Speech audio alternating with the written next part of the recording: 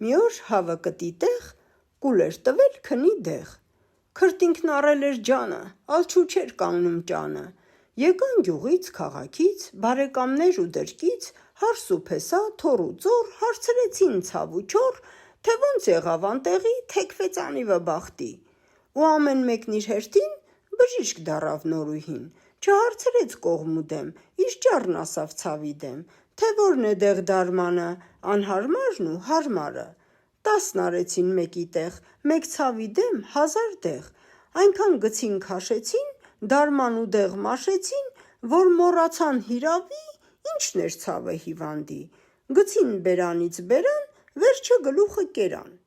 Հենց որ օջախը մարավ, նոր խոսքները մեկ դառավ, ծախին բմբուլն ու բարձը, տվին թաղումի վարձը, հիշատակի բմբուլը, դառավ Սարի Սմբուլը։